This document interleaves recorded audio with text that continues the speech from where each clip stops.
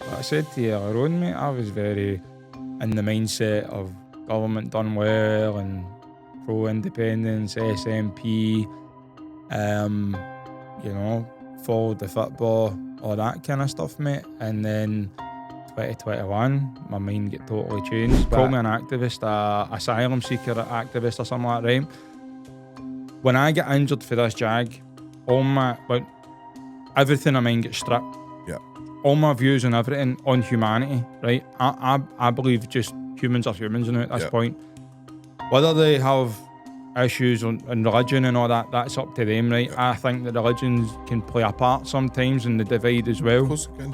And this wee woman came out, and it was a par, and we were talking. And one of the women, I turned around and I said, do you understand why this is all happening? And I told her about the WEF and she went, oh, 100%, I know all about it. And she went, oh, I know what UK call them. I says, right, I says, why are you not telling people about that in order for this to get pushed through? Because they need the divide, they need this. So see, when I was going to the hotels and that, right, it's a concern, right? But I'm not sitting saying that every person coming in here, but you can't deny, mate, that like this country's so on its arse right now. Homelessness is massively on the rise.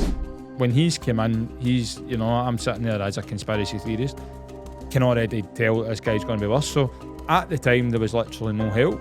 So the question was, did Tommy Robinson use John Watt, or did John Watt use Tommy Robinson?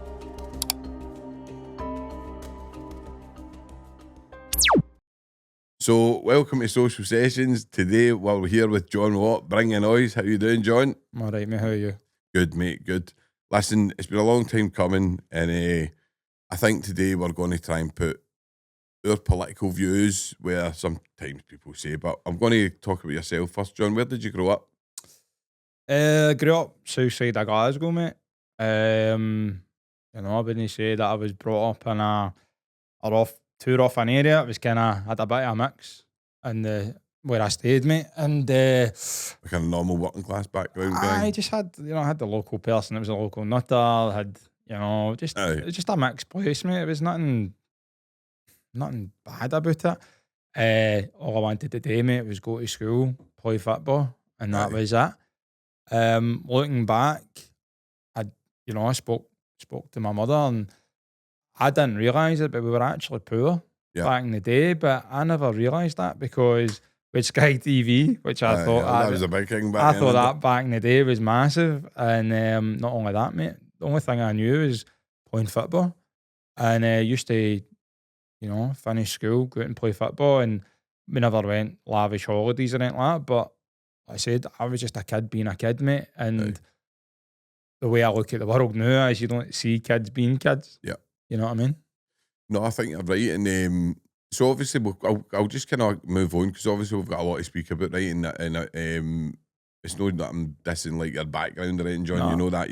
I'm just meaning I usually spend a wee bit more time. But so, feel like I would say probably this is you can disagree with me if you want, but I think see when like a catalyst event happens to you.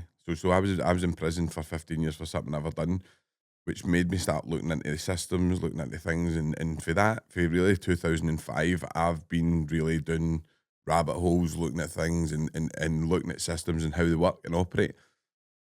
You had a catalyst event. Mm-hmm. When was that, John? November 2021. And what happened? The COVID-19 jag, mate, and it nearly ended my life. And how did you become? And was it an instant like change, or was it like was that a gradual kind of they've fucked me here? Not realising that at first I thought it was a mistake. Yeah. I thought I was rare.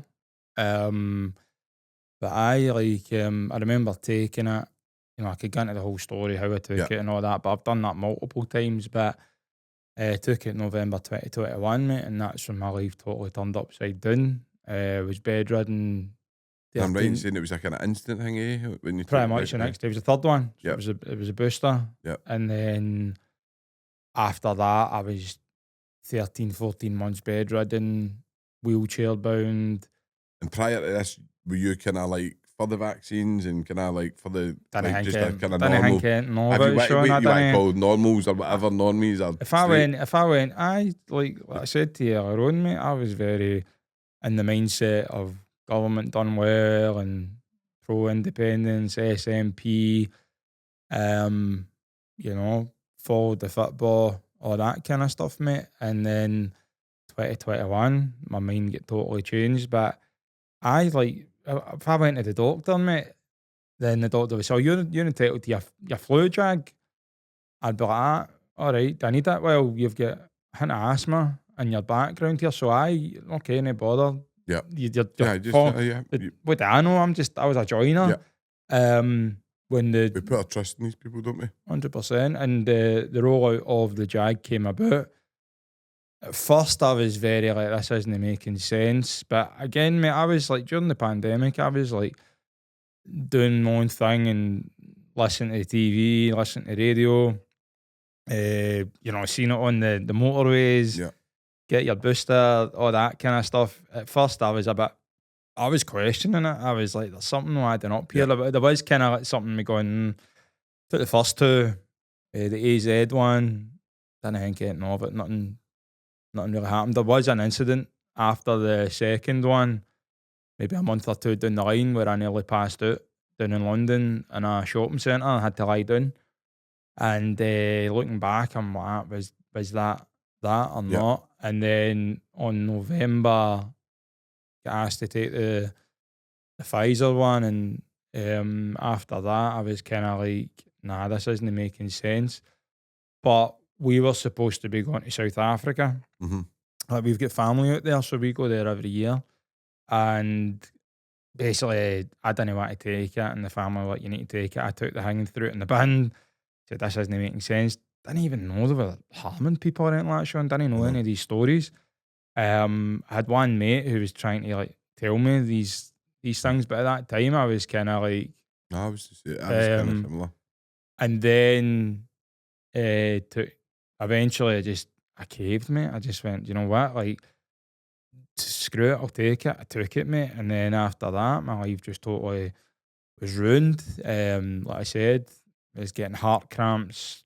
I think I had over 25 symptoms, 30 symptoms at one point. Couldn't talk, couldn't speak. Oh, you've done amazingly well, man. You like to come back for it, man. Like a lot, as you know, like you'll know a lot more vaccine injured than me. I don't know any part of yourself, John. Do you know what I mean? And maybe a couple of the guys I've listened to you talking to. But it must be horrible to watch. Because the reason I get made to take it was that my missus was pregnant at the time, and I was like, no, I'm not taking these jags. Like, because I watched Bill Gates talking about mRNA and all that in 2014, and I had it in my head, this guy's going to say something bad. That's the way I thought, right?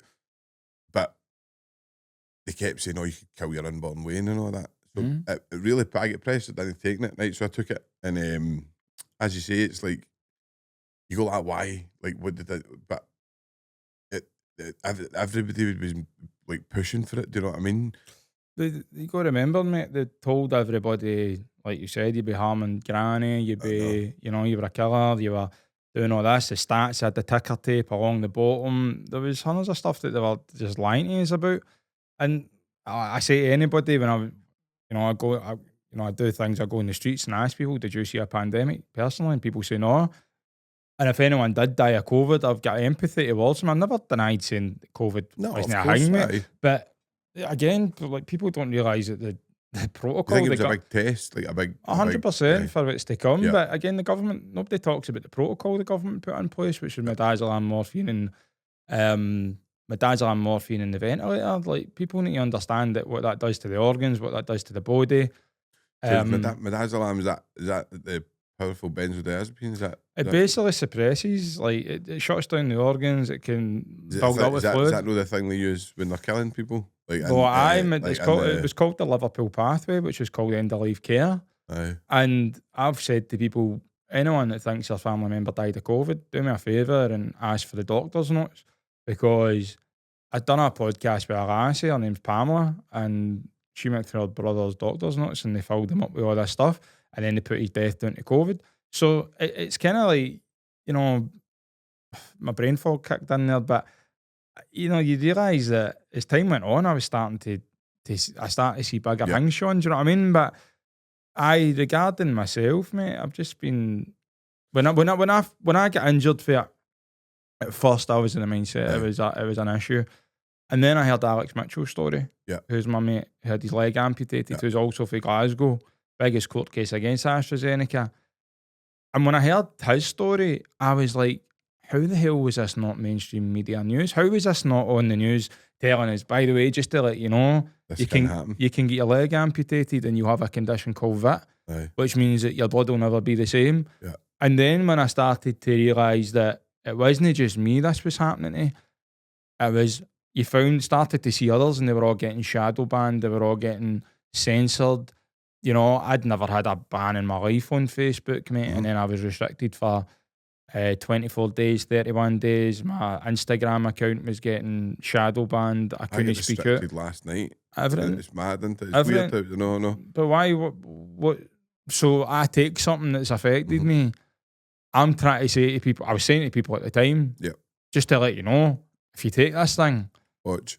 This is what can happen to you. Is that not what people are supposed to do? You're not supposed to, like, if a car gets called for a malfunction, do you not warn them? Yeah, well, every medication you get, you get a list, and it'll just tell you all the warnings of. That's true, but when that is very true. But when it comes to these Jags, when they knew in the trials it was harming people, I never got a letter.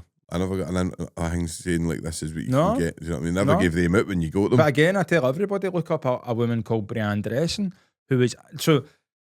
See, when these doctors all talk about the likes of the studies, and that, right, and you know the trials, right. You ask these doctors or these scientists, do you know anyone who was actually in the trials? They'll tell you no, or some might. I personally know people that were in the trials now in America, Brianne Dressen and young Maddie DeGarry, right? Young Maddie DeGarry was in the trials for the kids. That young girl took the Pfizer, stomach issues, left in a wheelchair, left through a feeding tube. What did they do? Threw her out the trial. Brianne Dressen, exact same, didn't lodge it. Women's get burning sensations up her. So they knew in the trial. But not only that, our own government knows these things. They know that these things were harming people. So for me, mate, when this first happened to me, I thought this was just a mistake. Then when your own First Minister blocks you on Instagram, on Twitter, you know, Nicola Sturgeon blocked me for asking her for help. Then you're thinking, why would you not help people that have been affected by the Jag? And as time goes on, mate, it snowballs. You know, let's talk about, I mean, the amount of things I've done to try and raise awareness. It was the biggest money-making thing ever, is that right? Isn't it? We like the amount of money that's involved in it. It was crazy, and it kind of changed the. I don't know. I mean, you don't know what they were doing through that went through while we were locked up. Do you know what I mean? There's a lot of kind of you could go into a lot of conspiracies, but when you look at the stuff and the legislation that was passed about emergency kind of stuff, and do you think it's? I mean, obviously, I've spoke to you about this, John, and I think they're getting much better at it. I think they're getting better at taking your own emotions out of it and looking things objectively, and I think that's a credit to yourself because I think at the start. Like when I went through a miscarriage of justice, it was all spoke about. It was like but then when you take yourself away objectively and you start looking at the bigger picture, I think that's where we're going wrong. I don't think a lot of people can do that. I think a lot of people are stuck looking at the UK and looking at left and right politics and looking at this and that. Do you know what I mean? This is the thing, mate. I've never known anything about politics, right? It's incredible that it took for me to get injured by a Jag to look at any sort of politics. Now, if you ask me what left and right is, I don't have a clue. Right? And this is the thing, Sean. See, once I get injured for that Jag, and this is the thing, people can write what they want about me and everything else, right? They're calling me something in the papers and that I'm no, and they're calling me. No, I've never seen you being. So they call me. They call me a. What is it? They call me an activist, a asylum seeker activist, or something like that, right? When I get injured for this Jag, everything of mine gets stripped. Yeah. all my views on everything, on humanity, right? I believe just humans are humans now at this point. Whether they have issues on religion and all that, that's up to them, right? I think that religions can play a part sometimes in the divide as well. Of course it can. And so when people, and I was talking to people all around the world, colour of skin, children that were injured. Like, I'm talking to parents that were injured. Aye. I didn't care about their politics. I didn't care where they came from. I didn't care what their religion was. The thing harmed humans, mate. Yeah. It harmed humans. And for me, you're trying to make people realise that we're all getting played right now. All getting played, done by design. And at the beginning, mate, I thought this was all just, I thought it was a mistake and it was a drip feeding exercise for me. And as time went on, you know, they call it conspiracy theory, right? Well, where are we at now, you know? Vaccines were going to harm and kill people. Oh, that all these anti-vax are nonsense. Well, it nearly killed me. Aye. Right? Aye. It has. We know that people, Lisa Shaw, family no longer here. We do know we've got our eyes in sudden deaths. We've got all these things that are our eyes, mate. And then we've got our eyes in cancer. And then people are saying, oh, but then there's a study, the Daily Mail drip feeding it again to the people saying that, oh, these things might be causing cancer. Well, here's one for you. When I went into the hospital, took my bloods, right? So see when they took my bloods, at one point, mate, my white T cells were literally nothing. Zero, right? Now, if I had cancer in my body at that time, Sean, I would have... I'd have been fucked. Well, if I had cancer in it, I would have turned into a turbo cancer. Aye. It would have wiped me out within days. And I thought the turbo cancer thing was a lot of nonsense. And there was a story I remember. I used to go into hyperbaric oxygen chamber, which is a fantastic treatment, by the way. And if the mainstream media, if the NHS invested 50 million or a billion or whatever into that, I'm telling you, we'd have a lot healthier people out there. When I'd done the hyperbaric, person used to see me every day. I spent about $6,000 on this. I still continue to do them. And one day the woman, her sister, passed away. And I went, oh, don't want me name her name, but I was, our sister's no well. This was a Friday, because usually I'd see her every day. Then what happened was... What age we talking? The woman? Aye. I think she was just like early 40s. Aye. So, sister wasn't well. On the Friday, they discovered she had cancer, and then she died literally on the Monday. Right? And I was like, I've never heard that in my life. And then, turns out, he came back, and I went, what happened? They went, they discovered she had cancer. And I went like that.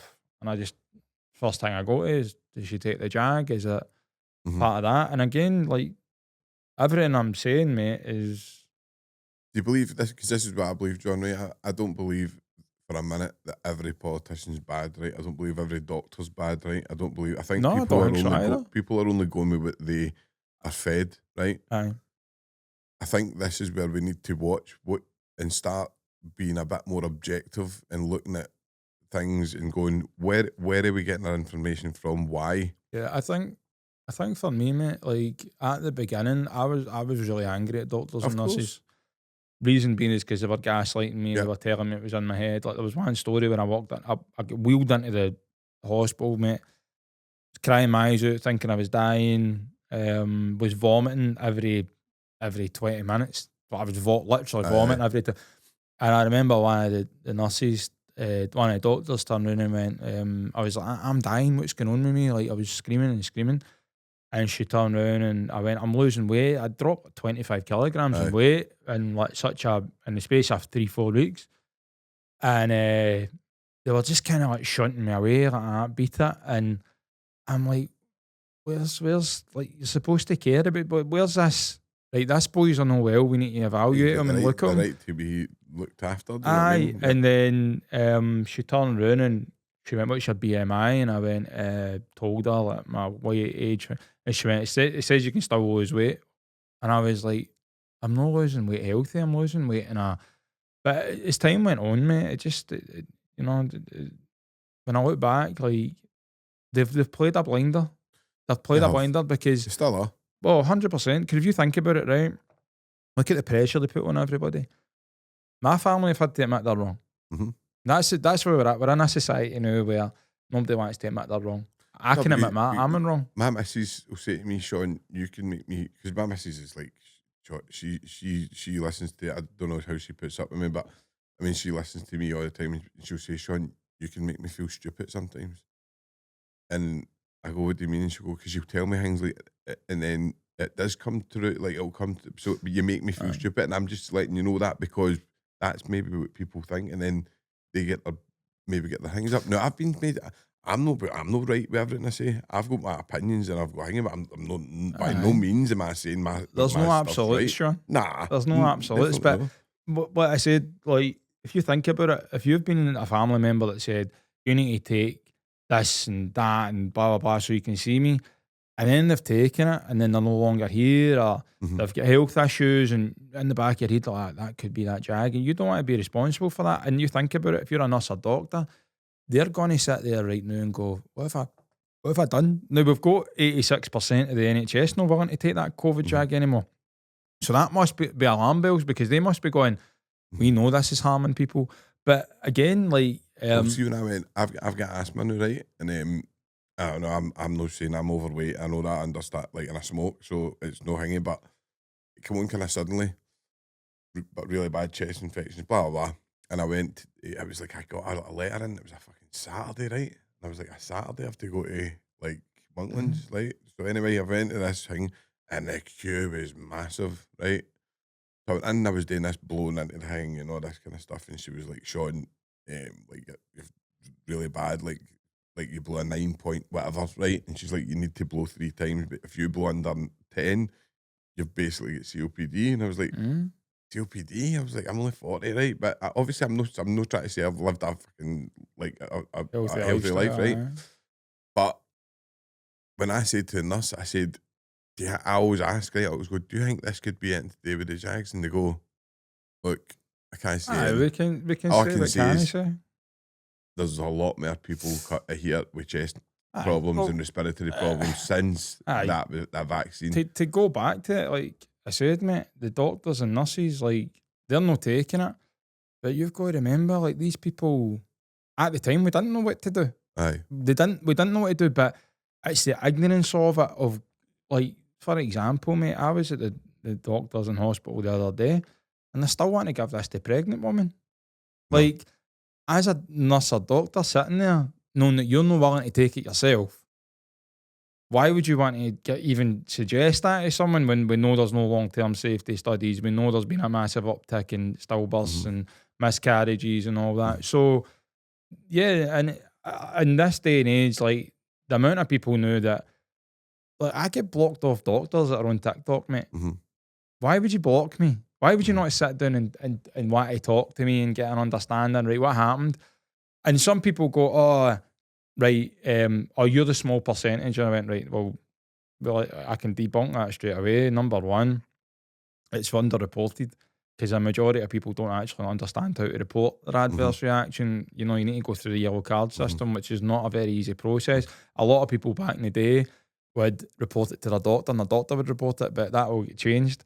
So it's very well underreported. The amount of people, the other thing as well is your doctor doesn't want to admit to it either, remember? So, and the bare bone facts is, this guy was arguing with me the other day on Facebook, and he was saying that, you know, vaccines are no, because there's been studies now saying these things can possibly, again, can't say 100%, but these things are causing autism and all that. Yeah.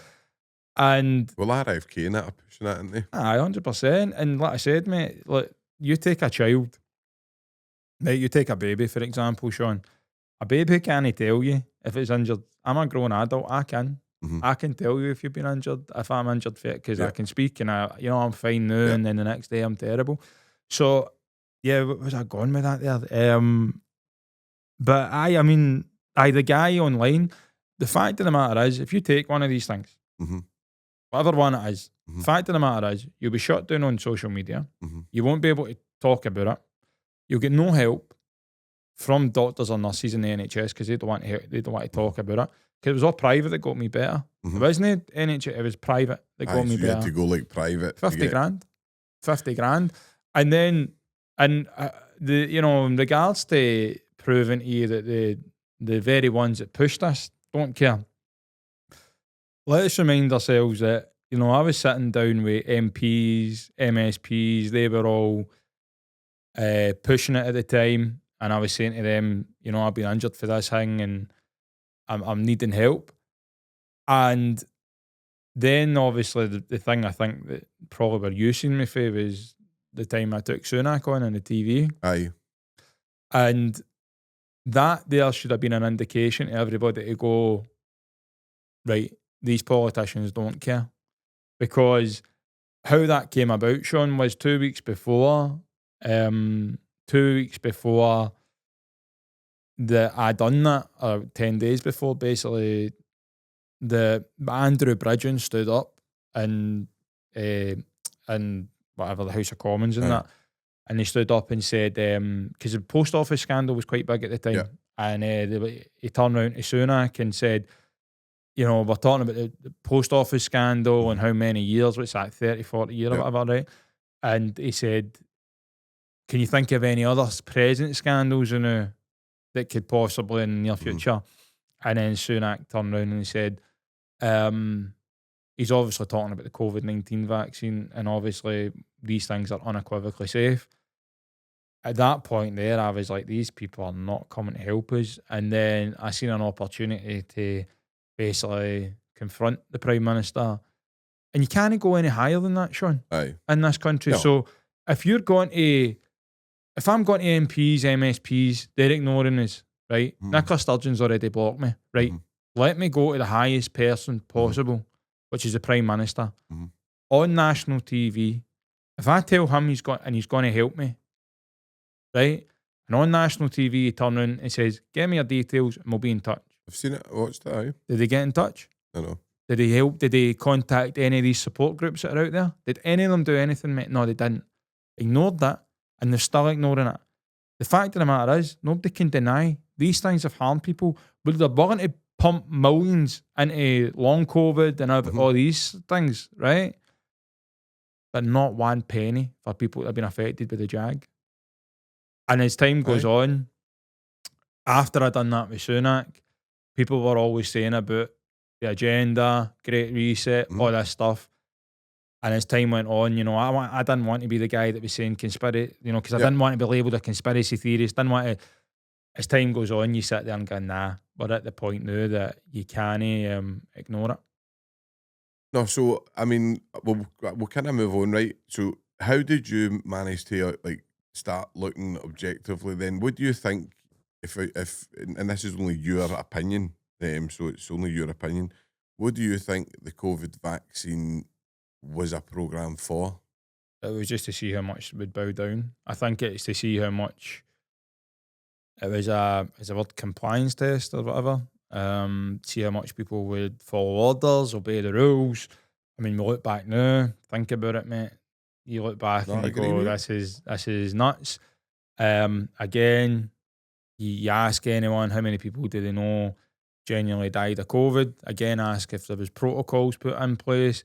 Do you know anyone personally? Or I know someone who's someone, or, you know, someone that was, not to sound bad, not to take it away, do you know what I mean? But what I'm saying is, it was someone that was 90-year-old, 85-year-old, that if they caught flu, they might have passed away. I've got a good pal who was like anti-vax, mega anti-vax, and he got injured, and he went the other way for you, but he kind of went down the road of it being COVID, but he was like kind of saying he was death's door, and it was a miracle he pulled through. Through COVID? Aye. So he got COVID, and it was a miracle that he pulled through, but he changed his mind on anti-vaxxer. He went the other way. So he went like, I should have got the vaccination, right? So listen, I mean, there's. But again, I agree with you, right? I agree with you. What I'm saying is, I don't deny that. I don't deny that long COVID's not a thing. I don't deny that COVID wasn't a thing, right? There was something unleashed. We know that it was unleashed. It came from a lab leak. That's been debunked. That's been proven at this point. Like I said, but there's treatments out there that the government ignored. The ivermectin and the hydroxychloroquine. But again, I'm not sitting saying. That's what goes. That's where that was that one wrapped down. Like I say, those are again. You can add that. You can add that. Just take the word out. But again, how mad is that? That we're not allowed to talk about treatments that can possibly help. there's holistic stuff that there's loads and loads of, like, I know you know Barbara Neal, and she's a very interesting character. Do you know what I mean? Like, and obviously she's huge on these kind of things. You know what I mean? Holistic kind of. I think if you're looking at Big Pharma, and you just need to look at watch like Dope Sick or something, 100%. just to see what they're capable of. Do you know what I mean? Dope Sick should be. That's the thing. Like, we've been kind of conditioned and programmed to watch things and go, "Oh, that was really entertaining." Aye. And you sit there and go, "Hold on a minute here, It's insane what they've done. that Dope Sick was it? What was the drug again? Oxycontin killed millions in America. And America's still got a massive opioid problem. It's huge, and it was caused by. We know how corrupt pharmaceuticals are. We know how corrupt they are. I mean, they've had the biggest. But do you see them the way I see them? I just see Big Pharma as a mechanism in the bigger picture. I think it's like they're part of the agenda, if you want to call it. Well, I think it's hard because there's Alex Mitchell, right, who's my good mate, right? You know, leg amputated, got a condition called vaccine-induced thrombocytopenia, has to take all these anticoagulants, which basically means his blood will never, it'll never clot normally again. And one of the drugs he takes is made by one of these pharmaceutical companies. I think they're all out to harm. No, I don't. No, but I think when it comes to the money that is you need Jags and all that, do you know what I mean? I think like I've lost all faith in them. I think Western medicine, right? I think where we went wrong is what we've done is started treating symptoms constantly, right? We don't go to the root cause. You go to your, like, just anything, right? For talking sake, you go to your doctor and you say, I'm feeling depressed, right? He'll give you tablets. 100%. They won't say, look, try you might get a doctor that's good. Do you know what I mean? Tell you to go and do meditation, go ground, do a bit of cold water therapy, get to the gym, change your diet, all that stuff. Look, what got me better, Sean? Wasn't pharmaceuticals. No. It was natural mindset, meditation. Yeah. Cold. Can I do the cold water? Aye and no, because I've got a condition which was POTS. So postural orthostatic tachycardia syndrome. So I still suffer for some of that. But like what hyperbaric oxygen chamber, these are things that I know can help. Right? But now what we've got is, and this is the scary thing in the way the world's gone now, is basically it's AI that's going to take over and be your doctor. Yeah. That is where we're at. And people are not talking about how doctors are actually getting shunted out the door now. Oh, well, I mean, like literally last night, I don't know if you've seen it, Albania, they put the first AI politician and brought them into the government. I think her name Delila or something. I seen it. And there was people went mental. They were flying papers about that. Like their I don't know what it's called, but it's their version of the House of Commons. But they brought in an AI thing, and to me, see what Elon Musk done with Doge. Similar. It was like a similar kind of test to see. So this AI politician is there to rig out corruption and save money, right? This is what the politician's there for. But it's got an avatar and all that. It just looks like a woman, like it's on a screen. It's insane, right? You need to watch this. I've seen it. See it. So you're right. And people do tell you, and see when you actually talk to a doctor now, you just Google things. 100%. Right, so you're gonna go, I'm not well, blah blah. He'll sit and Google, and he'll just. Sean, I can sit down with someone, and I've sat down with multiple people who have been injured by it, and I can turn around to them and go, tell me your symptoms and that, right? And I know because I've been through it. And they turn around and they went, you've told me in the space of 1 hour more than 2 years than a doctor. They went, you've helped me just understand it better than a doctor. You know, someone that's dealing with, you know, I can only talk on the things that I've got. I've not experienced rheumatoid arthritis or fibromyalgia for these things, which is meant to be excruciating. But these are things that a lot of people are now dealing with. Like, since that's been rolled out, I think someone knows someone who's ill or got a heart issue or had cancer or sudden deaths or something. Sudden deaths, mate. Like, my mum went to fucking 4 funerals in the space of 4 months, man, and I was sitting there going, what the hell's going on? But again, like, politically, mate, where I stand is I stand right in the middle, looking at both sides right now, going, these are all being played, and these are all being played by them up there that are shaking the jar. And the thing is about me is I'll have a conversation with someone and probably agree with a lot on everybody. But where I'm seeing it is everybody's been played and they're being played by design. So I'm going to I'll put the question to you because obviously I need to, right? You've been labelled as far right. I don't see you as that, right? I don't know what far right is. Now, the question that people would say is, why did you go to the march, Tommy Robinson march and that then? Why would you go down to What one? Anyone? Well, the first one I went to was because I was asked to speak at it. So because I'd taken on Sunak and the man's phoned me up. Now, as a Celtic fan, mate, someone who's probably programmed to hate this guy. Why? Because my mates hated him. The mainstream media made him out to be an animal, made him out to be something. Spoke to the guy on the phone, and I said, look, mate, I'm telling you right now, when it comes to a lot of things, there's that 10% I don't agree with you, and it's that Israel-Palestine thing. I won't agree with you on that. And he went, look, we don't need to agree on this. But he says, do you agree with this? And he was talking about all the issues that were going to be brought up at the thing. And I went, I can pretty much agree with all that because it was like grooming gangs, it was highlighting the vaccine, it was during the COVID and all. I went, 100%. Oh, it's definitely highlighted a lot of good things. So let's bear in mind that when I had taken on the Prime Minister, there was no help, nobody was hearing us. Not only that, at that time, Sunak announced that it was an early election. So now, and then what happened after the election was Starmer came in, which if you're a conspiracy theorist, you knew that this guy was going to be worse, which is proven. He was at the Davos and Bilderberg group in 2020, I think. And then what happens is that so then when he's come in, he's, I'm sitting there as a conspiracy theorist, can already tell that this guy's going to be worse. So at the time, there was literally no help. So the question was, did Tommy Robinson use John Watt or did John Watt use Tommy Robinson to tell it? Because at the time, I wasn't like, oh, I'll do it. I was sitting there going, this guy is so controversial. But then when you're looking at things, you're going, and you watch his documentary, Silenced and that, you're sitting going, now bear in mind that I'm in the point where the mainstream media have been lying about me, been lying regarding the Jags. So then it opens your mind up and go, well, what else he's been lying about? So I went down there to talk about the harms of the Jags and how we've all been left, how not just me, but around the world, everybody's been left. If this only happened to me, Sean, and a handful of people, I would sit here and go, right, okay, this is just a rare incident, John, but it's not.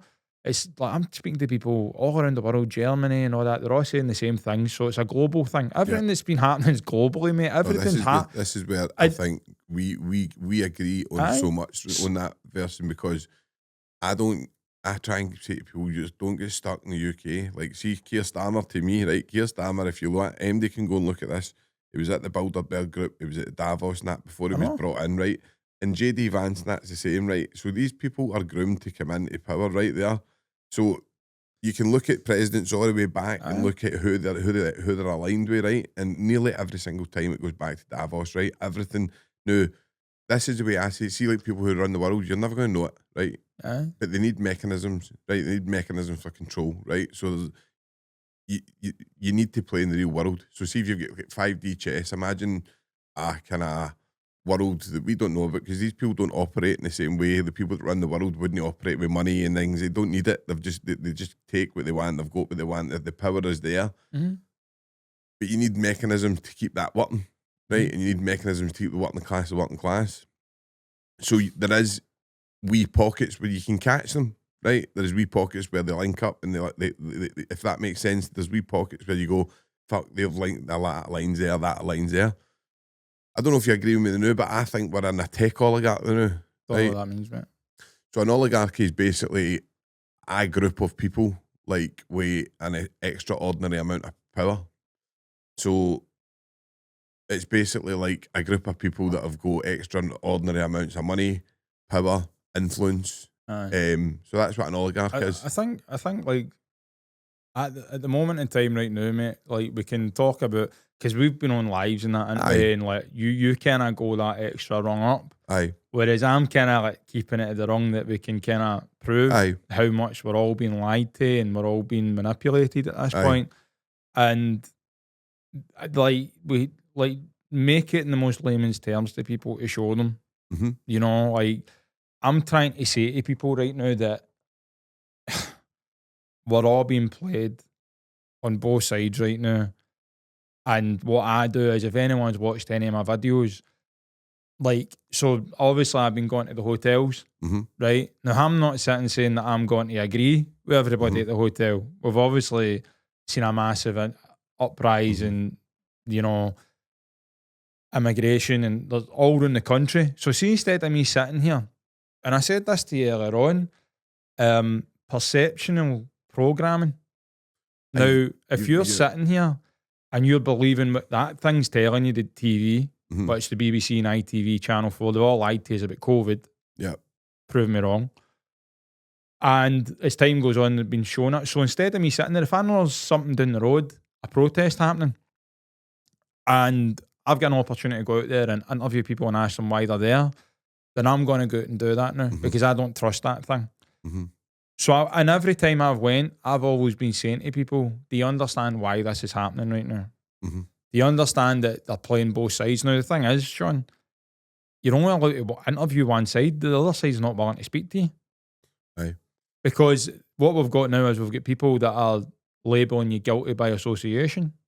So if I'm going and wanting to speak to both sides, but that side don't want to speak to me, but the other side do, and I'm asking them all, why he's here, what are you doing this for? And anybody look at my speeches and any time I've spoke at it, I've been saying to everybody, you're getting played by the bigger people. WEF, your mainstream media and your government, they want this divide. They want this divide. Your NGOs are huge. I think when you look at, this is what I say, like, see Keir Starmer, to me, right, Keir Starmer's in there to be hated, right? See, like, you could have 100 million people trying to, digital IDs are in, right? That's it. They're in. Game's over. So we need to start looking at,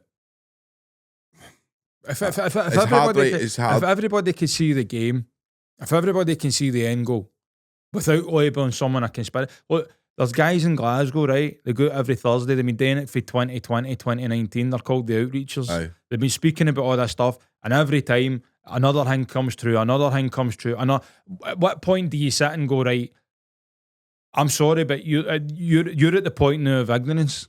You're at the point now where you're sitting saying, right, and I don't want to admit that I'm wrong, but what's happened is we've been so divided, and when you know the goal, run by WEF, run by WHO, run by the United Nations, they want this global thing, and they're going to paint it as for people's safety. That's fine. If you want to believe it's for people's safety, I think it's for complete control. And when it happens, this is where my worry lies. Because, like I say, we've got the ESS, which is the entry and exit. What is it called? The entry-exit system, which basically now, October 12th, and I've known about this for 3-4 weeks now, Sean. October 12th, you're going to have to now give your fingerprints, you're going to have to do the facial. Oh, but that's for it's not for simplicity. This is where we're at, and this is everything that's been happening right now is all done by design. You know, I wish I could go into the bookies and put a bet on me, because see, if I could have done it, I would have been making a fortune. Right, so this is where right. So I'll sit right and I watch like the far left, right, and to me, I'm a moderate socialist, right, and I know you always like say you're not really into politics, but that's where I stand, right.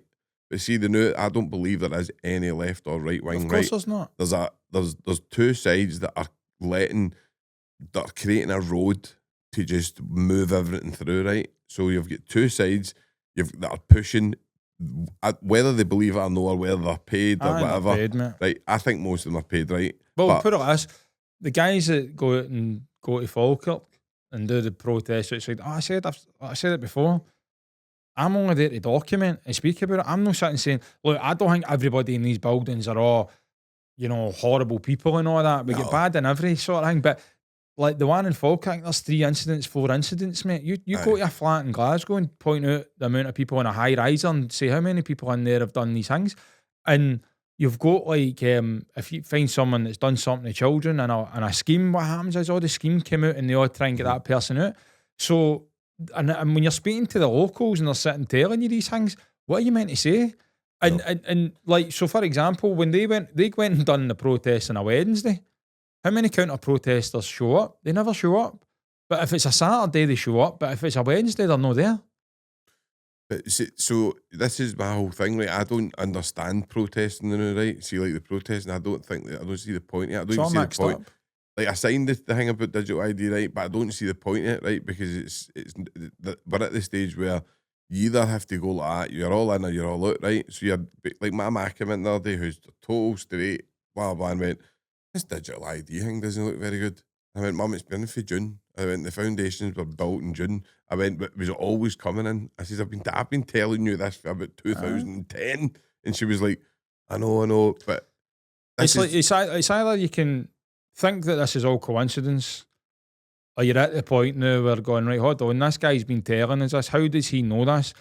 Because our politicians are WEFO now, mate. They've got a goal, they've got a task, and it doesn't matter. And where we're at right now, and we're so divided, you know, in this country, you know, we've got people that are nationalists and people for independence. Like, look, I came for that side, mate. Independence is a dying fucking, it's died. Because let's be honest here, if every government around this country all have the same goal, right? If they all have the same goal, do you think they're going to turn into Scotland and go chop them off at the top there and let them go and do what they need to do? That's not going to happen. no. And I think see, this is where I think the gear are set up, right? So see if you look at like because I took some notes for this podcast because I'm going to kind of say more than what I usually do say, right? So see if you take Elon Musk, right? He's worth the new, right, like net worth like 340 billion, right? Some are saying like I don't know, some are saying 400 nearly, but he's on trajectory to be the first trillionaire, right? But he did shift for a kind of centrist position to like a really hard right? So he obviously the Trump thing, blah blah blah, he influenced the crypto deregulation and stuff. Then you've got Bezos, right? Now these people are not supposed to like each other, right? But the where they get their sell up, their money links, right? The money always links. They can't hide where the money goes. This is where you can find them. So Bezos, obviously, right, spent 17 million 2024 to Republicans, right? Donated £1 million to Trump's. Do you know how much Elon Musk gave directly? 242 million he gave to Trump's campaign, right? Then you've got Zuckerberg, who bipartisan, historically left leaning, right? So he gave £1 million to Trump's inauguration, right? So these are people who are playing both sides. Zuckerberg, by the way, Zuckerberg, who was told during the COVID to censor anything to do with COVID, anyone who went against the narrative. He admitted it now. Of course, he has admitted it 4 times, mate. They've all admitted that. Mainstream media and everybody admitted that they were told to shut down anything regarding COVID and the vaccines. Media, right? Mainstream media means done, right? A lot. Most people are, but this is getting done now. The alternative, you need to watch that now. Of course, mate. Because there's people on there that are getting paid now to tell you about it. So they've realised. No, listen, this is what I try and say to people. The people that you're dealing with. See if you can read. If anybody can read Machiavelli, right? Just read The Prince. It's actually a playbook for how they do it. See Mossad and all these mechanisms and CIA, MI6, all your like even the Pakistani ones and the Indian ones and the Saudi, all these intelligence agencies who work together, the Russians, they work together, right? They don't. They're no they're mechanisms. Look, in the machine. Again, I'm going to say it, Sean. When they've got a goal and they've got a plan, look, there's a documentary called The Zeitgeist, which was done 2004, 2005. It was on Netflix, but now it's been taken down. I watched that back in 2005. During 2005, the only thing I took away from it and watched was the 9/11 part, and I went, fucking hell, there's something there. But then you go into the next part and they talk about how they want a one world government, one world currency and all that stuff, and then you're looking going, this is happening. And it's like, at what point are we going? But when you look at see where the money joins, right? The money joins for me at BlackRock and stuff. See BlackRock, Vanguard, Carlyle Group, right? See if you look, that's where you're kind of. But again, Sean, see that's where you're going to lose a lot of people because a lot of people are not interested in that. Do you know what I mean? Mm-hmm. What we've got to look at is right. How do we want the future to look for us and our children? Do you want, now, this is the thing I know. We can all talk about digital ID and everything, right? Mm-hmm. Was there any highlight of last week when I went down to Liverpool, right? With the farmers.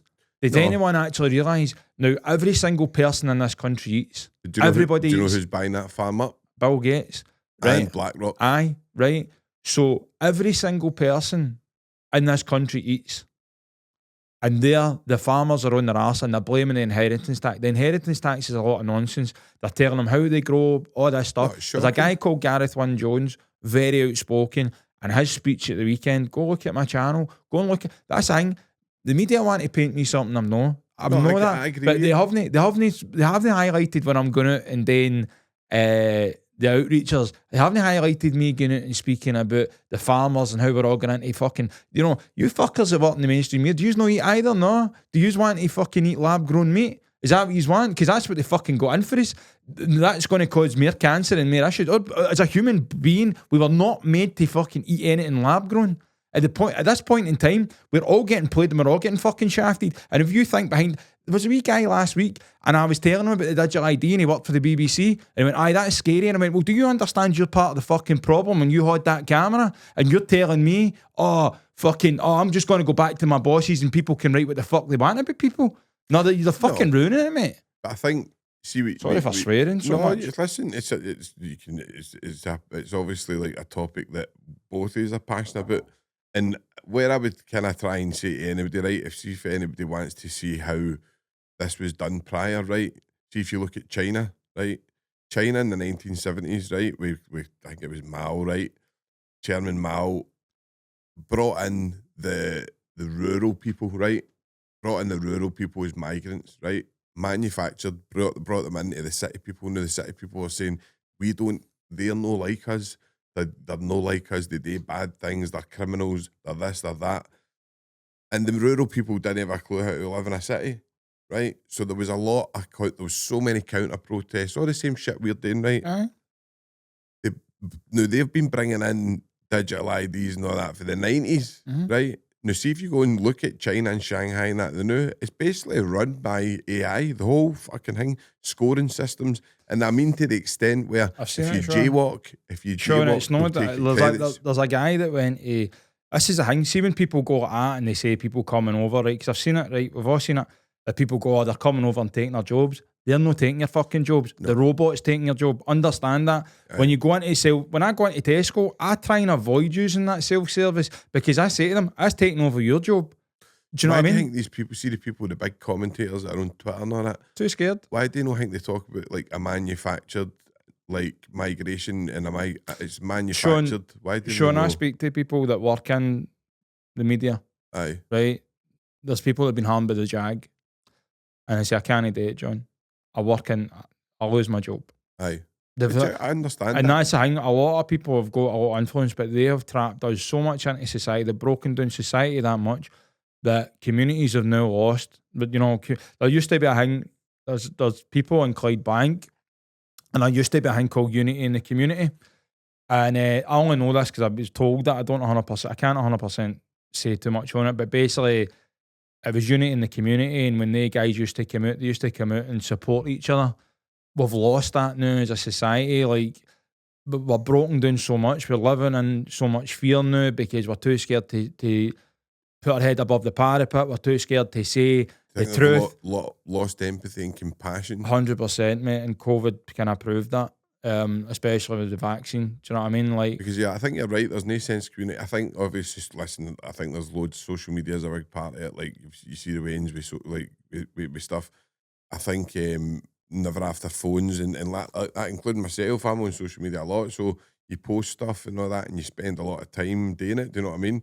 People don't understand how long it is to make a post up and stuff. This is the thing. Like, I tell you what, we'll make another prediction in the near future. When you sign up to your digital ID, that means it's going to be involved with everything. It's going to be set up to your biometrics. It's going to be fingerprint, everything you're going to have to access. Then you're going to have your health. So, for example, if they announce another pandemic, the WHO have now signed away everybody's bodily autonomy. So, someone like me, if I want to take another vaccine, unfortunately, if my digital ID says I've no got that, then that means I can't travel outside this country again. They're going to have restrictions in place. There was 81 million Vietnamese there that never took the digital ID, right? And they stopped their bank account, stopped everything. And so they were made to Sean, these things happen, mate. These things are like, look, when I took the Prime Minister on, about a month later, everything got hacked.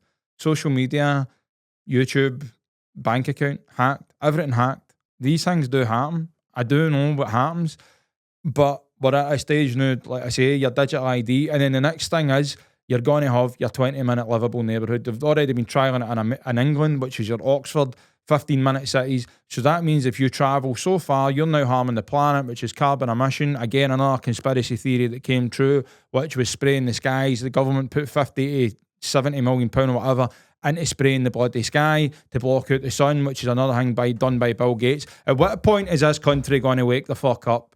I'm getting sick of it, mate. I'm getting sick of the divide. I'm getting sick of the conquer. You've got kids. We've got kids in this country. I'm telling you right now, the only way it works is people standing up and realising the truth, but we're all getting played left and right. Blah, blah, blah. I don't care at this point. I care about the future and I care about humanity. That's where I land. If you're on the left and you want to name this, I don't care. I don't care about your politics are. If you realise what the end goal is, that's it. And I swear to God, our future is fucked. It is fucked. No, I think you're right. I think you need to. How do you? But I think you need to. How do you get people to realise it? Because people so to take my missus, she's a normal person, right? Doesn't it? And she's just goes, Sean, I don't want to know about it. I don't want to know. That's fine. You'll know about it when you've not got food on your plate. Right. So this is what I try and say. Right. I try and say that. So she'll say to me, "But why do you get so hangy? You highlight it. It takes up a lot of your brain time. Blah blah blah." And I'm like, because I'm actually scared for my wains, right? And and then you've got, I believe, paid commentators on both. I'm not going to name names, right? We paid commentators on both sides, pure pushing agendas, right wing agendas, pushing left wing agendas, which allow. This is what I'll make this prediction, right? Keir Starmer, right, digital IDs are in, right? They're done. It's done. If MD it's that not thinks done it's yet, no, but it's like when they brought in the online safety bill, whatever it was, for protecting kids, they whatever, because you can't go into these channels. Like if you need to sign up to it, you need a digital ID. Aye. So they've played a blinder, and not only that, in the schools they're telling the kids.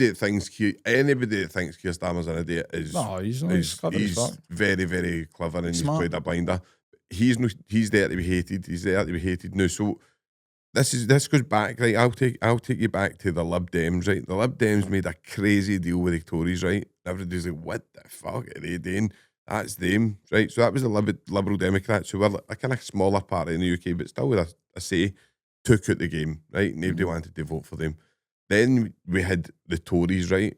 Fucking idiot after idiot after idiot after idiot. So people then go, fuck that, can't I vote for the Tories? Now you've got Keir Starmer, who could potentially be the most hated Prime Minister, right? All we've had is we had them playing a game, playing the role. And then when all we've had is a substitute. All we've had is for Sunak to walk out and then substitute it for Starmer. And people like me were sitting there. I done a podcast with Jason Gardner, the guy that was on Dancing on Ice, right? Aye. And we already predicted these things back into it. And we went, this guy's going to be worse. He's going to be putting us into this system and all that. The scary thing is, mate, speaking about this and is that going to affect us in the future? Probably. But at the end of the day, like, I don't know, mate. But no, at this stage, I kind of go listen, I've obviously on Facebook, people contact you and they will speak and say, how do we, I don't know, right? I honestly don't. I think we're fucked. I think digital IDs are in, right? Genuinely, I think they're in. I think the legislation's there. Keir Starmer, whether he goes away, he's going to go away hated. And what if you look at reforms bill, because it looks as if they're going to get in next, right? If you look at what Farage has got planned, he's going to deregulate AI, and he's basically opening the gates up. He's going to he's taking the taxes off people, right? So he's going to no tax the billionaires, and he's going to. So the tech oligarch that I spoke about earlier are going to come in along at the back of that, and that's even reform come in. I don't think people understand this, right? See people that are on benefits and that's my people, by the way. That's the people I talk for. I speak for them. Like, I don't. I'm working class, and I always speak for the working Sean, I class, was a right? joiner. So I said to you, I wasn't a rich background. it's I speak for them, right? So people, but I've got pals, right? My own pals who'll be like, get fucking reform and blah blah. And I'm like, mate, do you understand that your bank account, right? You're not going to be allowed to go on holiday, like, cause your own benefits. You can't go on your wee trips to Spain, or you can't go your wee trips to, and you can't see if you're in, and you maybe want to buy a drink, and you've got 30 quid in your bank.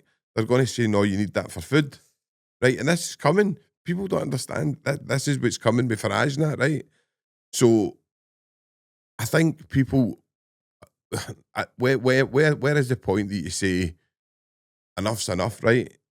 And I don't think. But you saying that word, enough is enough, Aye. that can be deemed as something else now because it's been targeted as something else. So now you're saying enough is enough, but which a lot of people have been highlighting it as the immigration thing. You know what I mean? Immigration thing's never bothered me. Never. I've never been to any rallies. I've never been to any counter rallies. I've never went to anything.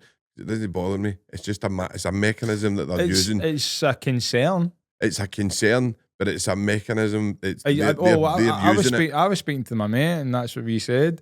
Again, when I go, right, so for example, I go to them, I interview people, I tell them, oh, this is a game plan, you know, if you heard about there was one woman that I actually spoke to, right, and she was leaving, and they were on the other side, so bear in mind that I've not picked a side, I'm there to document and ask questions, and this wee woman came out, and it was a par, and we were talking, and one of the women, I turned around and I said, do you understand why this is all happening? And I told her about the WEF and Bilderberg, and she went, oh, 100%, I know all about it. And she went, oh, I know what UK Common. I says, right, I says, why are you not telling people about that in order for this to get pushed through? Because they need the divide, they need this.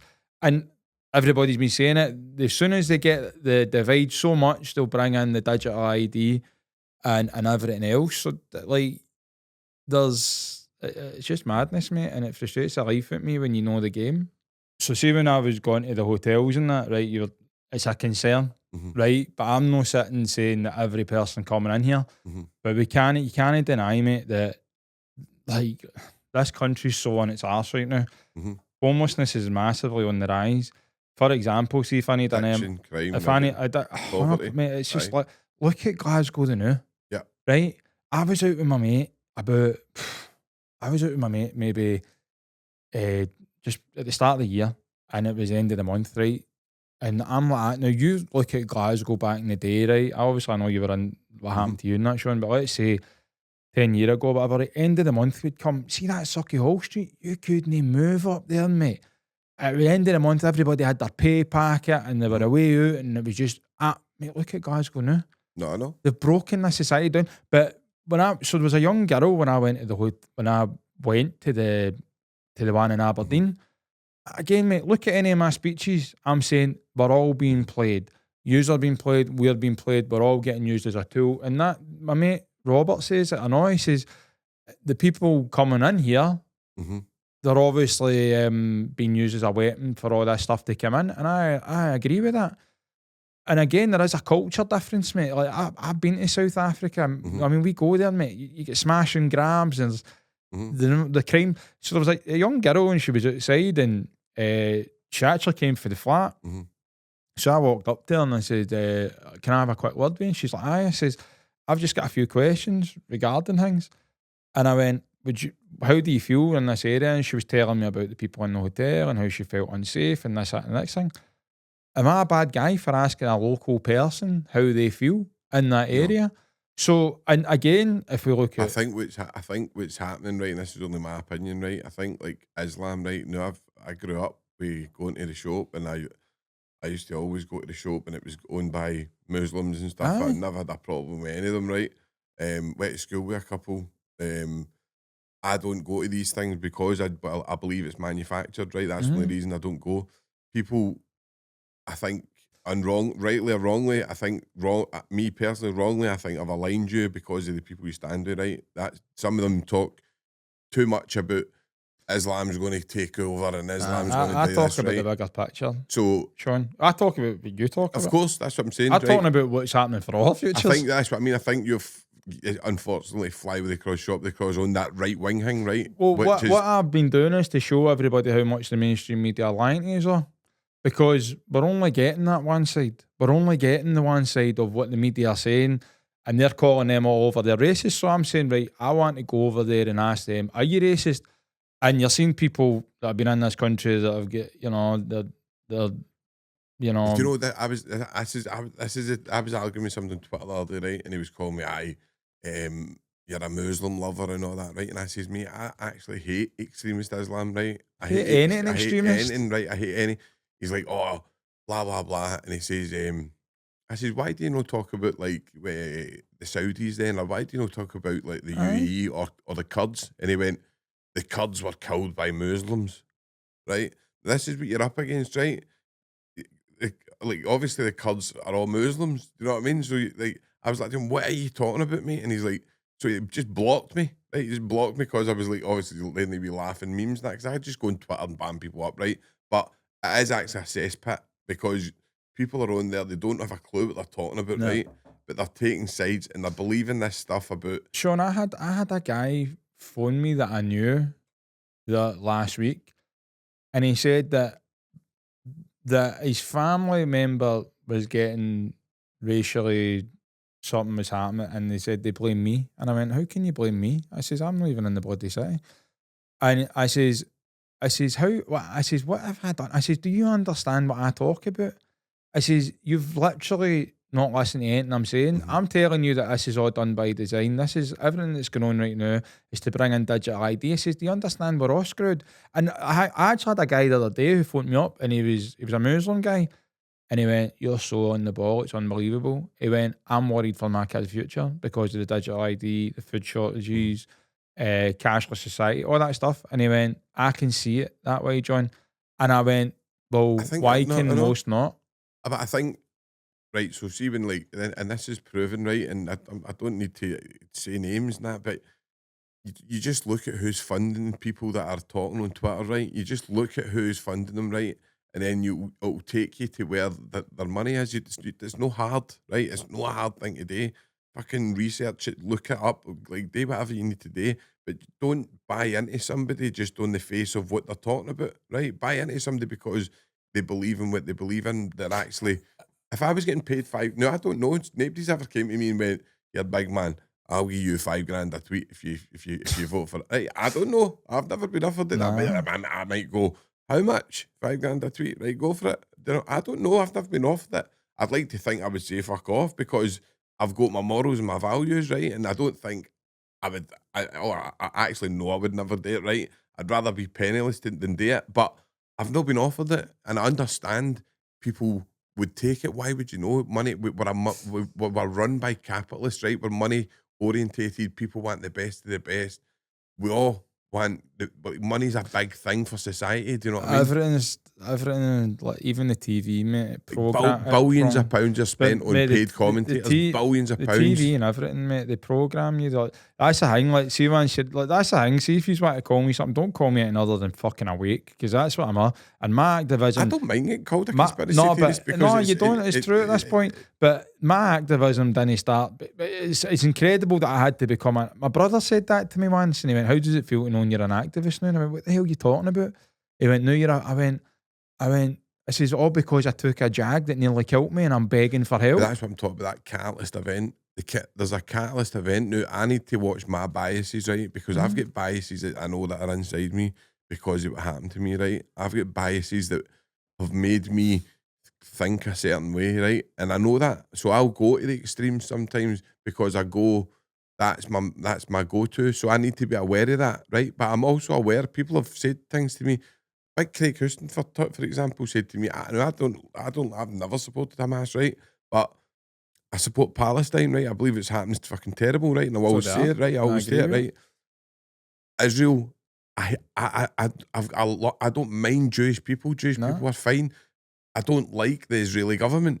It's like saying I don't like Putin. I hate Netanyahu and I hate what he does. I said that to you before, didn't I? Before we spoke, I said to you, like, I won't pick a side on it because that is causing so much divide right now. But if I had to pick a side and someone had something, if someone had something in my head, I would pick Palestine. Aye. And I can stand. But it's as if the Palestine movement's been hijacked by just people that have found, and you're like that. Because I remember I went to a independence rally, right, and I was like that. And I was trying to get an engagement of where people's heads were at and like try and make them realise there's something bigger at play. And like Neil Hanby was there and I asked him and he says, yeah, but WEF policies. And I went, right. And I'm trying to make people realise that all these people are just puppets for the WEF. And there was one guy. Greta Thunberg, right? Sorry, but right. See the other day, she's supposed to get caught off of Israel when hanged, right? And she's on social media making posts, right? Nonsense. Now, we all know what Mossad do, right? Now, see, Mossad will take you out and like that, right? If you're a threat, right? Like they don't fuck about, right? None of them do. None of these agencies do, right? You don't see it coming. So see what I'm trying to say. See, like Snowden, Assange, real people that have exposed the system, right? That's what happens to you, right?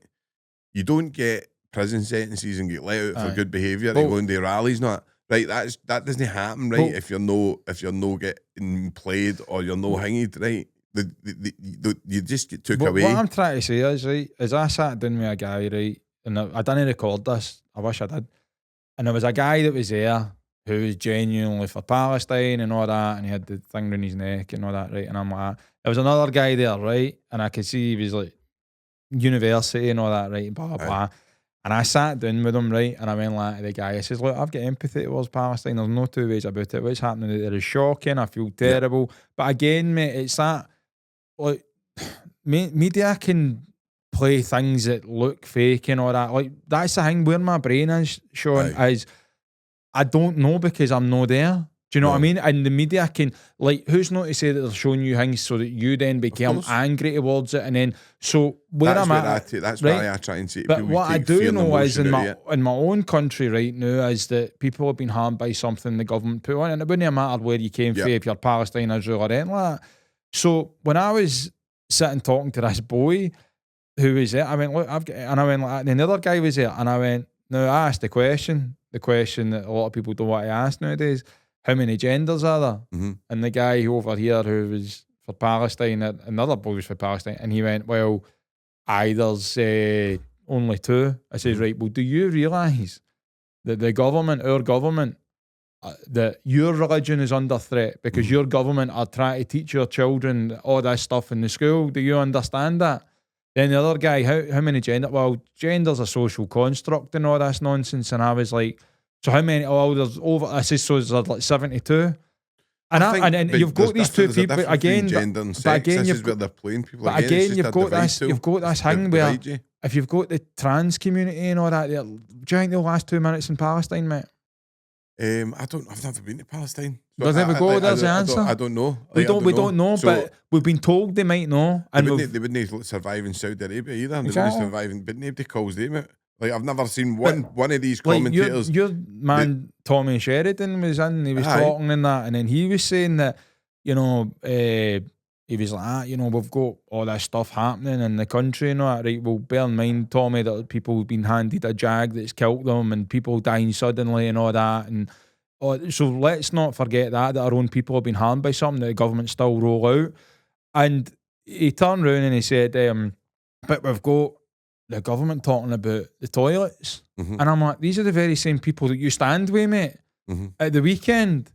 And think that, you know what I mean? So at what point do you all realise that there's something I think right? you need to be, to have healthy debate, right? This is where we've lost it, and I don't care what anybody says, we can't. So I love Tommy Sheridan, and I love his old politics, but they're done now.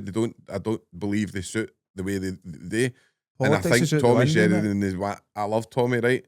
But I don't agree with his politics now, and I don't agree with going to these rallies, not because it's divisive, right? So that's my choice, right, to do that. It's just independence, mate. His seed is just independent. I'm telling you right now. That's the same. It's the same. It's probably the same as then. I don't know why. Like, see if you're all in, right? See if you're all in, right? You need to find some sort of unity, right? You need to unify on something, right? Now, I've said it a million times. You unify on the basis that you're working class and you're Yeah, being you fucked. said that. That's it. Nothing else. Doesn't matter. Anyone Don't that's not bring working anything class, else. mate, what's Well, your middle class question? want to come in, they want to come in as well. If they think they're getting fucked, anybody thinks they're getting fucked. But I'm just meaning what they need the working class, right? Do you know, to be working class for their systems to work. see, like, obviously there was that unity rally that was supposed to happen a few weeks ago, mate, and my name was tied to it and all that. And I stepped back because I was told to step back. You know, I was a bit disappointed, mate, that I thought people had my back. But anyway, not going to get too much into that. But the unity that I wanted and the unity that happened was not. Well, me and you spoke about possibly me speaking at it, right? And then when I found out some of the things, and when I found out, I was like, that's going to go one way. But the thing was, like, but I know that I know where you were. I know that I was trying to make them realise. I know where your heart lied. I knew where your heart lay. Where's the problem and why is it happening? I think you align yourself with people at times wrongly, John, and that's only my opinion, well, right? I'm thinking the way I was looking at it was that, you know, you're saying that, but at the same time, these people were agreeing with me.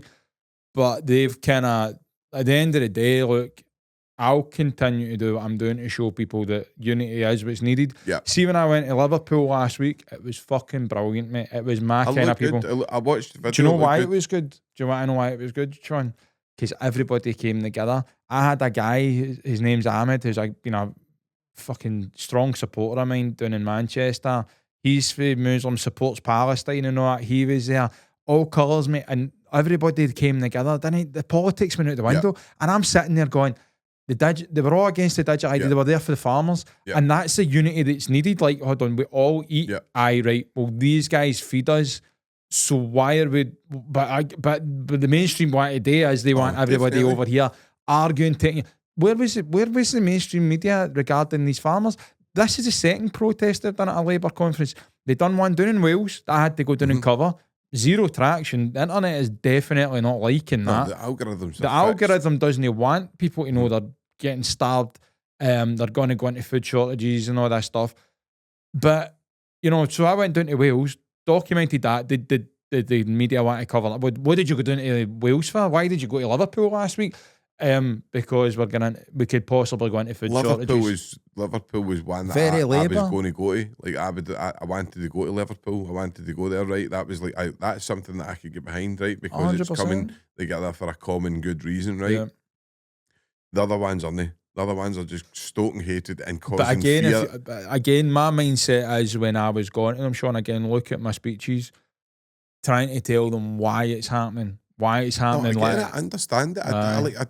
John, I spoke to you when you were talking about unity rally, and what you had in mind was what I would have in mind. So I don't think for a minute that you're far right. Do you know what I mean? I don't for a minute. I told you, Sean, as soon as I get injured for that vaccine, right, everything gets stripped back.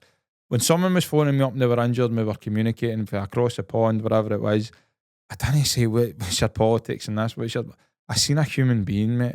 And one of the most heartbreaking stories I ever had was a young child, mate, in the background who was going through what I was going through, a young girl, mate, and I was on the phone to her parents for like an hour and a half, and I was trying to tell them doctors that could help them. I was trying to do anything, mate, and I'm just looking going, how fucked is this country right now? How fucked up is this world that we can't just look at everyone as fucking human beings? Yeah. No, it's sad. It's very sad. But we all have to pick a side. No, I think there is. I think there's plenty of sides to choose. Like there's plenty of sides to choose, but I think you need to watch who you align with, and I think you need to pick the side of we're getting fucked, and that's it. Like nothing else comes into it. You could, because see, I've got friends, right, and like I've had people on the podcast who I disagree with strongly on their politics, but the podcast is about them, right? This podcast has been a wee bit more about our shared belief and an agenda that's come, right? Right. So we've always spoke and we agree on like 99% of stuff, right? So it's an echo chamber. Aye, right, which is needed, right? Which I'd be happily to help anyone that wants needed. to counter it. I'd be like, let's have a debate and talk over, like, are we just conspiracy theorists, right? Okay, prove me wrong. Well, this is where I was going to go, right? So, because I've done a wee bit of work into how, obviously, like just elite networks and how they connect, right? And the connection point always looks at. So you look at, so I call them the oligarchs, right? And that's just that's the name I call them, right? We're in a tech oligarch that's moving trillions and trillions of pounds, right? But when you look at like, so see, the BlackRock manager was a guy called Larry Fink, right? Yeah. He's moved into the World Yeah, he's Economic, taking right? over WF. So these are the things you need to see. You go, why, right? You need to question, why is somebody for BlackRock, the most successful kind of conglomerate, moving into an NGO like the WF, right? Now, Klaus Schwab just standing down and going, right, that's strange as well, right? He's Right, done he's his done his part. bit, right? So that's when you see the next phase is coming in, right? And you can see the next phase But coming in. Sean, the problems we've all got in this country is global issues. You speak to people in New Zealand, you speak to Australia. Look, TikTok's a wonderful thing nowadays. When I was going on lives and I was speaking to people, they were all saying, exactly, we're on board. But Australia's fucking mental right now, mate. But they're Australia used to be the country that never let anybody in. But Never, look at us. why would they allow Why that? would we not have that policy? Like how? Because I wanted to go to Australia at one point. My mate went out there and But they they're worked for starting a to allow year. people in now. What? They've started allowing people in, I think. Again, that'll be all done by That's design. what I I mean. know. It's like it's no what they do is they test things in different countries, right? It's like Estonia's pretty much gone digital, right? They're digital. A lot of people don't really know these things, right? A lot of the Asian countries, like China, Philippines, all these places are already kind of nearly digitalized. So where is it you say it? Because to me, honestly, every single trail goes back to Davos and the Bilderberg kind of stuff. That is their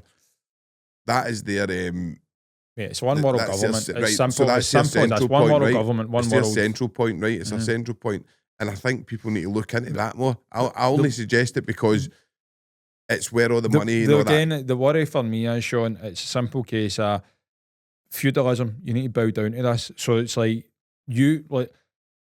once you see this, you can't unsee it. Yeah. Right. To go back to being a normie or whatever you want to call it. I hope I'm a head case a day. I genuinely do. We can't be because the boxes keep getting ticked. Now, if we know that TV's lying, right, then what are we supposed to sit there and just say, nah, I wasn't brought up to be a liar, mate. That's one thing. Aye. I was told to speak my mind. And I'm sorry, but if this is too uncomfortable for you, I hate to tell you, people sitting saying, I'm going to lose it. I hate to tell you, you're going to lose it regardless. Yeah. You're going to lose it regardless because if you care about your children's future, there has to be a point where people are going to have to put their differences aside and come together. I don't know when, I don't know if it can happen, but I'm telling you right now, the world we're going into is you're going to be told this. You got to stick with this narrative, and you can't question that narrative. I fear for the like the working class people who maybe can't work, like boys for that I know for the jail, things like boys with trauma, they're carrying a lot of kind of stuff for prison or whatever, or boys that have got mental health problems, and because what they're going to basically say, they'll be the first people that they'll say, if you don't take the digital ID, you'll not get your money. You'll not get this. Of you'll not get that. Mate. Right. So PIP and all that is going to be taken. Everything. Right. And so you're going to get. That's going to be how you're basically. They're looking into bank accounts not already. Like they're starting to do all that. So see, if you're working class, right, and you think you're like myself, you put your paycheck to paycheck to paycheck, right, and you live. You're one paycheck away from your own benefits, right? Don't fucking join into the group that are slagging the benefit system and all that, right? Because that's another way of hanging. It's about realising, I don't know. Like I had this argument, right? It's literally a dog eat dog world. So I had this argument with Big Craig, right? Big Craig saying let billionaires in and blah blah. He made a good point at one point. It did, right? It did. Listen, Craig's a great talker, right? But the whole thing is the billionaires are here. They don't do it anyway. So why would they do it? They're not doing it in the new. So why would they do any difference? It's like I said, mate. The problem is that, when you had Craig on, he wanted, and I was speaking to him and I was telling him this is happening, but he wanted to focus on that, and I'm like, why are we not focusing on this? Because people are too feared to be called conspiracy theorists. That is what it is. That is what it is. What fucking wear the tinfoil hat proud at this point. More people are. I think more people are starting to see it, and even people who are maybe like maybe they don't believe fully the way we, but they're starting to go like, oh no, that digital ID is a bit much, and I don't want that privacy. But you're also you do have people saying, well, what's the problem with digital ID? Like, if you're not mate, doing they're forgetting that. See everybody. Then see they're turning Glasgow into a smart city, right? Definitely. Because I spoke to a boy on a live. It's going to be a smart city. What? Of course it is. And like, so see the smart meters and all that. That's another thing that's linked to everything. They just literally all control, and again, the restriction of movement. So see when that 20-minute livable neighbourhood, go and Google it. In your city council, it's been in the city council, it's been in Edinburgh. But this is the thing, everybody's saying that, the Scottish government are against digital ID. I don't think they are, because they were heavily on the COVID-19 passports, right? They were heavy on it. I don't think they've got any say. Right? Exactly, that's it. And the 2026 election is going to come and go. And see when, if Labour get in, and I think it will happen, game over. I don't think Scotland have even like that. The digital ID thing is massive. Like the way they've legislated it, it's all under basically like government power. It's no. So is the farmers, mate. The farmers, mate. I've said it for a. Do you know what? Do you know my honest answer? I think it's the farmers that can actually make the difference, because you look at the farmers in Holland and all that. What do? They line their motorways up. They like farmers when they get pushed to the point, mate. They will line up and down there. And well, I've been saying you say that, right? Because see, like what you're saying about the farmers, I've recently watched a few of the guys. You know how you get the guys on Instagram that go and eat steaks and stuff and tell you how good the steaks are and all that. There's been a few recently, like a few big ones that have went and ate the fake meat and went, oh, it's great and all that. It's lovely. It's no difference and blah blah blah. Right? So they're starting that. That's it. Mate, that's when you know. When influencers mate, start doing that, that's mate, when you know. STV done it about 2 months ago. Aye. STV literally had lab grown meat. Understand, as human beings, by nature, we are not made to consume anything fucking chemical and all that. Lab grown meat. Listen, they are using the climate change and all that stuff to tell us that the cows are harming the planet by farting. They're dictating to the farmers what they can and can't grow. Listen, they've got a plan in place, and that's just part of it. And I swear to God, see once the lab grown meat and all that comes in, mate, you watch people's health deteriorate. No, I think like we've probably went round in circles. But even if I think like even we're coming up to the end of the podcast, right? Like I'm just thinking like probably thinking like what is it? Because I think that I do genuinely think digital IDs evoke a few people, like a few kind of whatever you want to call them, normal people. It's just about connecting the dots now. People. See the left and the right wing. I could be fucked with two of them, right? They can get to fuck. Honestly, the two of them can get to fuck at this stage. There is no left and right. Aye, they're just annoying, right? It's just a word. It's just words used by mainstream media. Just scaring people and playing into people's emotions and doing exactly what they want the fucking government to do, right? Thinking that see if you think that you're up against Keir Starmer and you're putting post-it and all that against them, the guy's fucking laughing at you, genuinely just going like brilliant. Don't think that your government are any better, mate. No, I think the Scottish government are any different. I think the Scottish government are terrible, but I think they've got absolutely zero power. Like when it comes to this kind of stuff, like they're just. I think again, if you go by design and all that, I think that the SNP have been deliberately failing for years to get booted out. I would agree with that. I would agree, but I was a independence SNP supporter.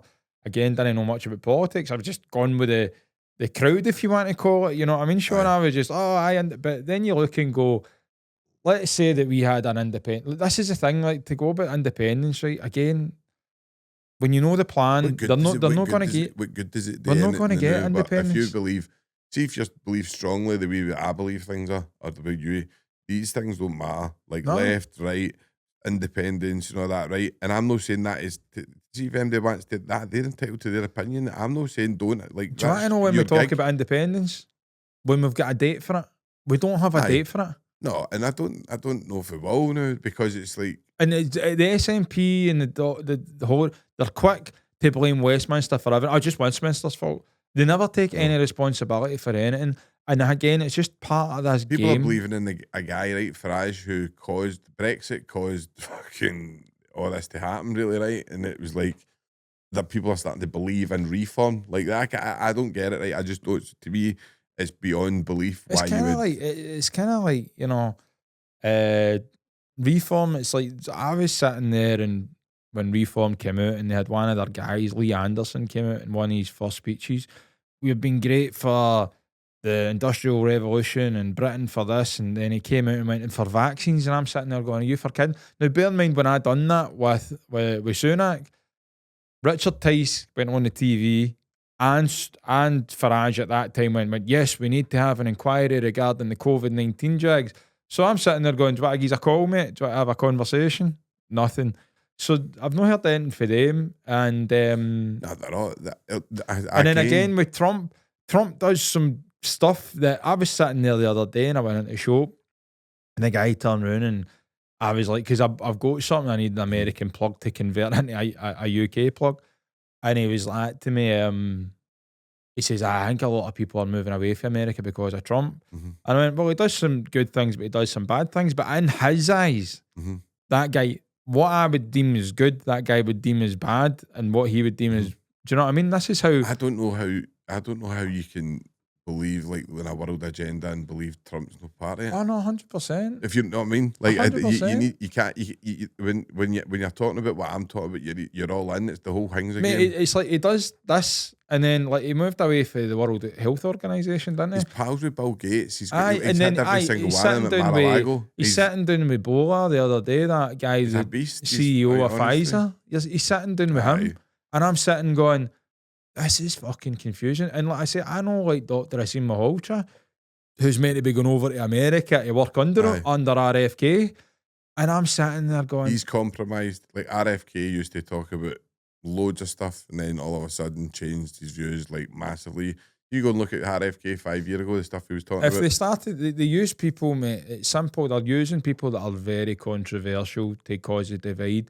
And I've said it before, if you're questioning one side, you have to question the other side as well. Because like, I go into Twitter spaces and that, and they all day have like a one side when it comes to questioning people with Palestine. I said, well, if you're going to question that, you're not going to question the other side. You never ever see these people that hate Islam and all that.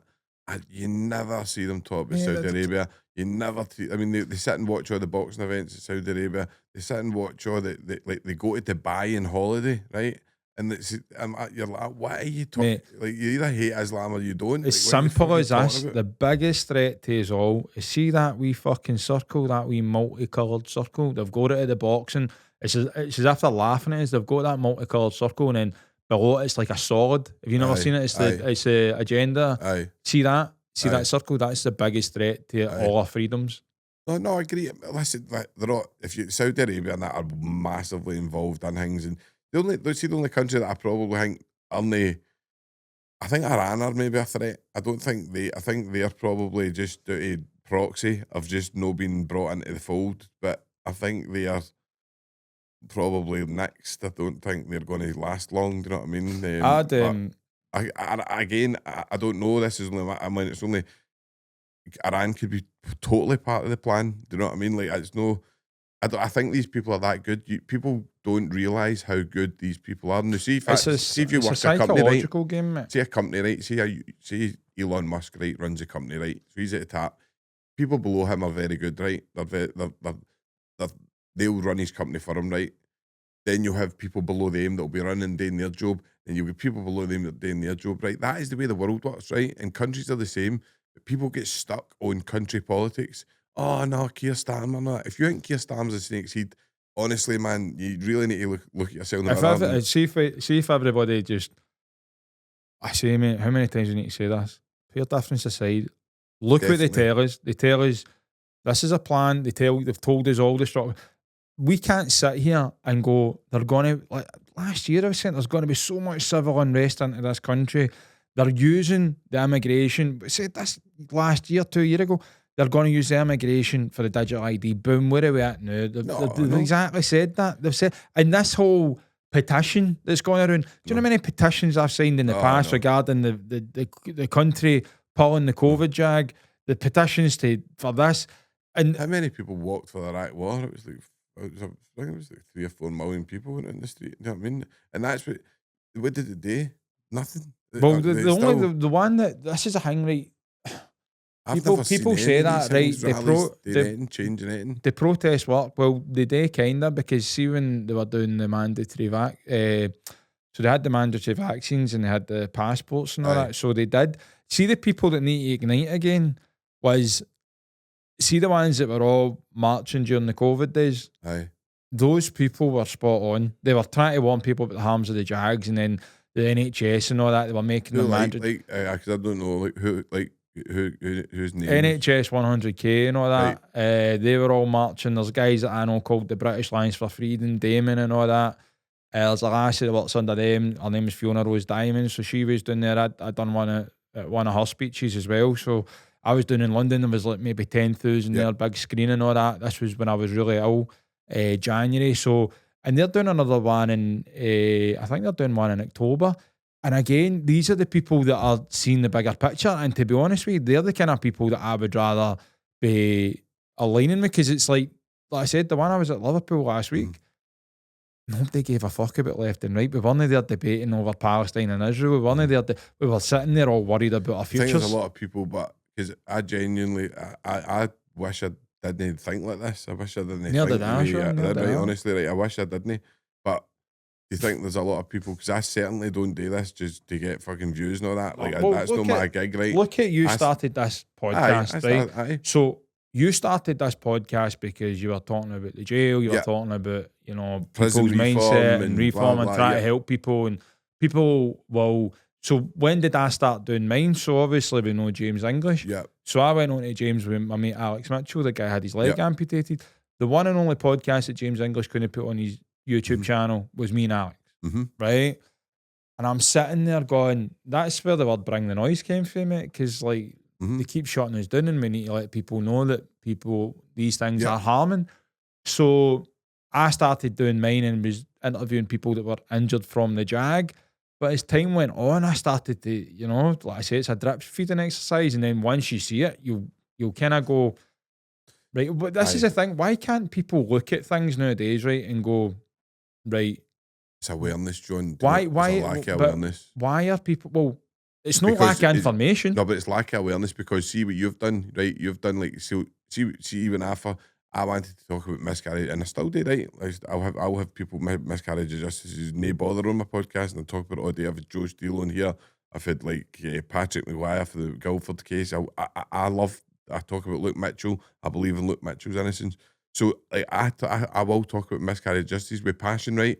But I've had to take myself away for that objectively, because there's a bigger thing at game. You're worried about your future? Yes, and I'm worried about my kids' future more, right? Exactly. So I've moved away from that, and I've tried to go, look, I'm going to put myself... So I've tried to have everybody on this podcast. I've had like left, right, this, I've had like everybody on it, right? Yeah. And I give them their talk, I'll view, and I'll say my wee piece.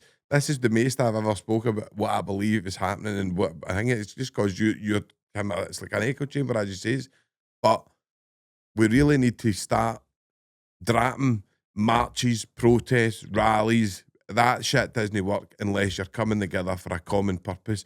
And that common purpose can't be anything bar we're getting fucked and we need to move on. That's the only thing you can come together on, is we're getting fucked. But like I said, the digital ID was something that I thought that would have been rallied. I thought like that's the thing, because when that got announced last week, when I went to Liverpool, the numbers were big. Yeah. But I thought they were going to be, and then we still had people going out of the hotels and all that. And again, I understand these things they've got their own reasons for it and all that.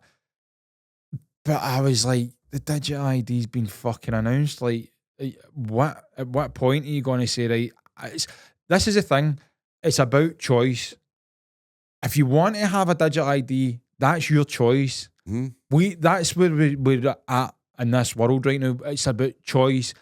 Why do we need a digital ID when we've got all these other passports, national insurance number, everything else? why is this? Why do we need this? And it should be about choice. If you want to take a vaccine, that's fine. That is choice. Yep. We all need choice. But obviously that is mandatory. That's what you're saying. 100%. said already, it's mandatory. It's going to be a mandatory. And that's the thing, because I was speaking to my mate the other day. People says to me, it was John Mancini, actually, the DJ. John Mancini had wrote on my page something about like, I want to fuck Sean, like, talk about this shit. Like, we've already got digital IDs, we've got phones, and we've got this, that, right? And I says, no, John, there's a fucking difference. There's a difference between having a phone, and I'm not saying, like, I know they track you, and I know they right, but digital IDs is for controlling the masses. It's a totally different thing. It's like, I'll go back to China. It's like if you're speeding, right, they'll just take money straight out of your account.